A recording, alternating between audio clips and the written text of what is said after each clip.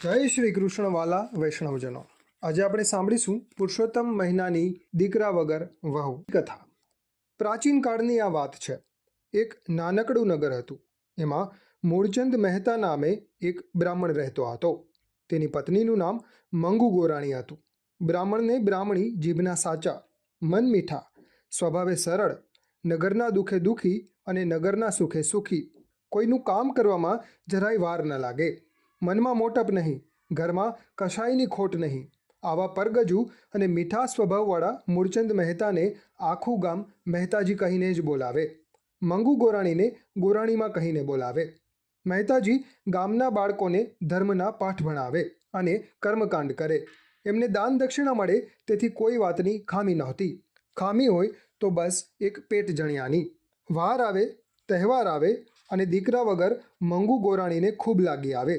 ગોરાણી પણ ધર્મ ધ્યાન કરે, વ્રત વર્તુલા કરે, પરંતુ તોય દીકરાની ખોટ પૂરી થતી નથી। ગોરાણીને પુરુષોત્તમ માસના વ્રતની અને એ કરવાથી ભગવાન મીઠા ફળ આપે છે તેની ખબર હતી। મહેતાજી ઘરે આવ્યા એટલે ગોરાણીએ કહ્યું, સાંભળો છો? મહેતા કહે, હા। ગોરાણીએ કહ્યું, પુરુષોત્તમ માસ નજીક આવે છે અને મારે આખો મહિનો વ્રત રાખવું છે। મહેતાજી કહે, રાખો ને, એમાં શું, એ તો ઉત્તમ કાર્ય છે।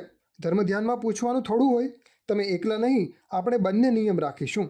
ગોરાણી કહે, ઘરમાં વહુ હોય તો કેવું સારું, ઘરના બધા કામ કરી દે, રસોઈ કરી દે, ઘરકામની કોઈ ચિંતા ન રહે અને આપણે કોઈ જાતની અડચણ વગર નદીએ નાહવા જઈ શકીએ, પ્રભુ ભજન કરી શકીએ, માટે ગમે તેમ કરી વહુ લાવી દો।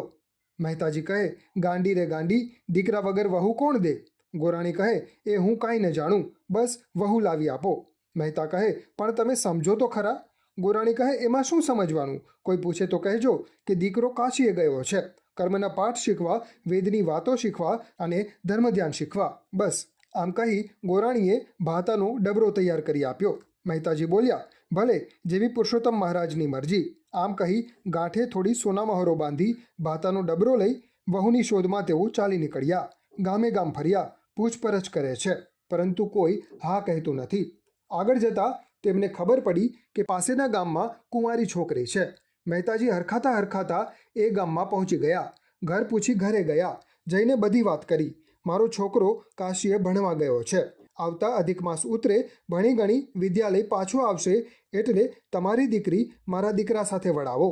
દીકરીનો બાપ કહે, વર વગર દીકરી કેવી રીતે વડાવું? મહેતા કહે, એની કલમ સાથે 3 ફેરા ફેરવો, ચોથો મંગળ અધૂરું રાખો, દીકરો આવે એટલે અમે ચોથું મંગળ પૂર્ણ કરાવીશું। દીકરીનો બાપ માની ગયો। પછી તો માંડવો બંધાયો, ચોરી રચાણી, ઢોલ નગારા વાગ્યા, શરણાઈના સૂર વાગ્યા, વાજતે ગાજતે દીકરીને ચોરીમાં બેસાડી કલમ સાથે 3 ફેરા ફેરવી ચોથો ફેરો અધૂરો રાખી પરણાવી દીધી। દીકરીને વિદાય કરી છે। મહેતાજી હરખાતા હરખાતા વહુને લઈને ઘરે આવ્યા। વહુ જોઈને ગોરાણીના હરખનો પાર ન રહ્યો। માથે ઓઢી વહુના ઓવારણા લીધા, 10 આંગળે ટચાકા ફૂટ્યા, શુભ શુકન થયા। વહુ પણ સંસ્કારી હતી, સાસુ સસરાને પગે લાગી। દિવસો ઉપર દિવસો જવા લાગ્યા। વહુ તો સાસુ સસરાની સેવા ચાકરી કરે છે। આમને આમ રૂડો પુરુષોત્તમ માસ આવ્યો। મહેતા અને ગોરાણી નદીએ નાહવા જાય છે, પ્રભુના ગીત ગાય છે, જપ અને ધ્યાન કરે છે, દાન પુણ્ય કરે છે, વ્રતને વાર્તા કરે છે, ઉપવાસ એકટાણા કરે છે। નદીએ નાહવા જતાં ગોરાણીએ વહુને કહ્યું કે વહુ બેટા, કોઈનું કાંઈ લેશો નહીં, પાડોશ ઘેર જશો નહીં, ભગવાનનું દીધું આપણે ઘેર બધુંય છે, લ્યો આ 7 ઓરડાની ચાવી। આમ વહુને શીખ આપી ગોરાણી નાહવા જાય છે। વહુ પોતાના ઘરડા સાસુ સસરાને માટે ભાવતા ભોજન બનાવે છે, ઘરના કામ કરે છે। આમ એક દિવસ વહુ રોજની જેમ રસોડે રાંધવા ગઈ, ચૂલામાં જોયું તો દેવતા નહોતા। હવે મનમાં કંઈક વિચારી ઝટપટ પાડોશણ પાસે દોડીને કહેવા લાગી, બાઈજી રે બાઈજી, થોડોક દેવતા આપશો, ચૂલો ઠરી ગયો છે ને રસોઈની ઉતાવળ છે, હમણાં મારા સાસુ સસરા આવી જશે।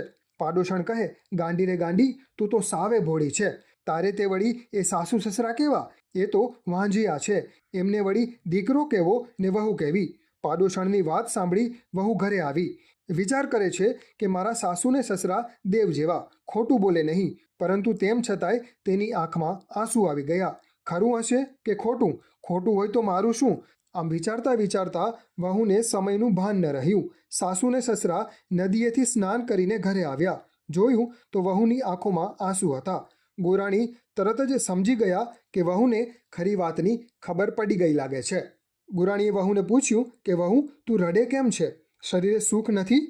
વહુએ પડોશણે કહેલી વાત સાસુને કરી અને પૂછ્યું, તમારો દીકરો નથી, સાચી વાત, અને જો હોય તો દીકરો બતાવો.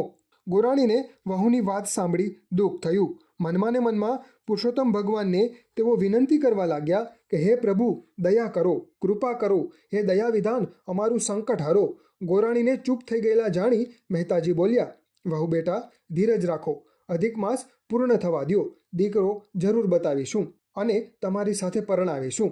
મહેતાજીને પોતાના પુરુષોત્તમરાયજી ઉપર પૂર્ણ શ્રદ્ધા હતી અને વિશ્વાસ હતો કે પ્રભુ સૌ સારાવાના કરશે. અધિક માસ પૂરો થશે પછી વહુને સાચી વાત કરી દઈશું અને એમને જવું હોય તો જવા દઈશું. આમ વિચારીને વહુને ધીરજ આપી. સાસુને સસરા ઉપર વિશ્વાસ રાખી વહુ તો કામે વળગી ગઈ. રોજની જેમ સાસુ સસરા નદીએ નાહવા ગયા. વહુને થયું, સાસુએ 7 કોઠારની ચાવીઓ આપી છે, પણ એમાં શું છે તે મેં જોયું નથી. લાવ, આજે જોઈ લઉં. વિચાર આવતા વહુ ઉઠતી કને કોઠાર પાસે ગઈ. પહેલો કોઠાર ખોલ્યો તો અનાજ ભરેલું હતું. બીજો જોયો તેમાં વાસણ કુસણ. ત્રીજો જોયો તો લુગડાના ભંડાર ભર્યા હતા. ચોથો જોયો તો માણેક, મોતી ને હીરા. પાંચમો ખોલ્યો તો નગદ ખજાના અને છઠ્ઠો ખોલ્યો તો વેદ પુરાણના પોથા હતા. હવે છેલ્લો કોઠાર બાકી હતો. વહુ વિચારે કે આ 7મા કોઠારમાં શું હશે. ખોલીને જોયું તો અરે, આ કોણ? આખો ઓરડો તો તેજ પ્રકાશથી ઝળહળે છે. અહીં કોઈ પુરુષ બેઠો છે. કપાળમાં તિલક છે, પીળું પિતાંબર ધારણ કરેલું છે, ખભે જનોઈ ધારણ કરેલી છે અને થોડે છેટે પગમાં પહેરવાની ચાકડીઓ પડી છે અને હાથમાં કોઈ ધર્મ પુસ્તકનું પાનું છે. વહુએ બારણું ખોલ્યું તેથી પેલા દિવ્ય પુરુષનું ધ્યાન ભંગ થતાં બારણા તરફ જોઈ કહ્યું, ઓરડાનો દરવાજો જલ્દીથી બંધ કરી દો, મારા અભ્યાસમાં ખલેલ પડે છે. ત્યારે નમ્રતાથી 2 હાથ જોડી પ્રણામ કરતા વહુ બોલી, ક્ષમા કરજો, જાણી જોઈને મેં આપના અભ્યાસમાં ખલેલ પાડવા ઓરડો નહોતો ખોલ્યો. મોટા ઓરડામાં શું હશે એવી જિજ્ઞાસાથી જ ખોલ્યો છે. પરંતુ આપ કોણ છો? દિવ્ય પુરુષે જવાબ આપતા કહ્યું, આ મારું ઘર છે અને જે ઘરડા બ્રાહ્મણ અને બ્રાહ્મણી છે તેઓ મારા માતા પિતા છે. હવે દ્વાર બંધ કરો. વહુ કહે, પરંતુ માતા પિતાએ તો મને આપ કાશીમાં છો અને અભ્યાસ કરો છો એવું કહ્યું હતું.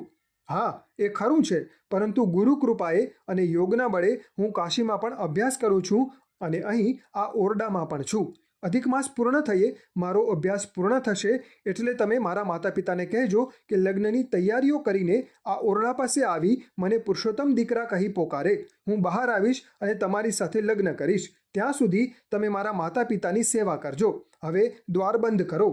આટલું સાંભળતા જ બહુએ તરત જ ઓરડાનો દરવાજો બંધ કરી તાળું વાસી દીધું અને હરખાતી ઘરના કામકાજ તરફ વળી.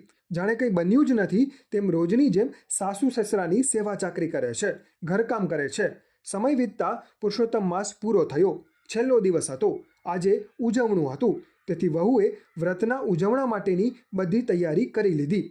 ત્યાર પછી પોતાના આજે લગ્ન છે એમ વિચારી પાડોશીઓ અને ગામમાં નોતરા દઈ પાછી આવી. પોતાના સાસુ સસરાને કહે, આજે તમારા દીકરા આવશે અને મારી સાથે ચોથો ફેરો ફરશે એમ તમે કહ્યું હતું, માટે લગ્નની તૈયારી કરાવો, મંડપ બંધાવો અને ચોરી રચાવો. ભગવાન ઉપર પૂર્ણ વિશ્વાસ રાખીને મહેતા અને ગોરાણીએ બધી રીતે તૈયારીઓ કરી લીધી. આમ છતાં મનમાં મૂંઝવણ થાય છે કે હે પ્રભુ, અમારી લાજ હવે તારા હાથમાં છે. હે નોધારાના આધાર, અમારી પત રાખજે. આમ પતિ પત્ની બંને મનોમન ભગવાનને વિનવે છે.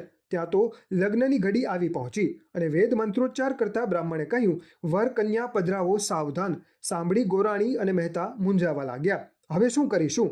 હમણાં આપણી આબરૂ ધૂળમાં જશે. સાસુ સસરાને આમ મૂંઝાયેલા જોઈ વહુ બોલી, બા બાપુજી, તમારા દીકરાએ મને કહ્યું છે કે લગ્નની ઘડી આવે ત્યારે તમે પોકારજો, હું આવી પહોંચીશ. ગોરાણી કહે, પરંતુ ક્યાં નામે પોકાર કરી બોલાવું? વહુએ કહ્યું, કેમ વળી, તમે તો પુરુષોત્તમરાય નામ પાડ્યું છે તમારા દીકરાનું, નામ ભૂલી ગયા કે શું? ગોરાણીએ પોકાર કર્યો, બેટા પુરુષોત્તમ, પધારો.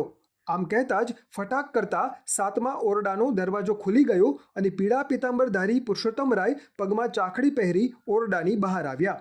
મહેતા અને ગોરાણી પુરુષોત્તમરાયને જોતા જ બધું સમજી ગયા, ગદગદિત થઈ ગયા અને એની આંખોમાં આંસુ આવી ગયા. હૃદય ભરાઈ ગયું અને કશું બોલી શકાયું નહીં, પરંતુ અંતર બોલે છે, વાહ મારા પ્રભુ, આખરે તારા ભક્તોની તે લાજ રાખી. હે મારા નાથ, ભક્ત કાજે તારે પુત્ર રૂપે આવવું પડ્યું. ભક્તની પત રાખવા પ્રભુ તારે કષ્ટ ઉઠાવવું પડ્યું. બંને એકદમ ચરણ સ્પર્શ કરવા જાય ત્યાં તો ભગવાન સમજી જાય છે કે પોતે પુત્ર થઈને આવ્યા છે અને આ બંને હમણાં પગમાં પડશે તેમ વિચારી પોતે સામા દોડ્યા. પુત્ર થઈ પ્રભુ પુરુષોત્તમ પધાર્યા અને ગોરાણી તથા મહેતાજીના પગે લાગ્યા. માતા પિતાના પગમાં પડી પ્રભુ વંદન કરે છે. બ્રાહ્મણ અને બ્રાહ્મણી ગદગદિત થઈ પુત્રને ભેટી પડ્યા.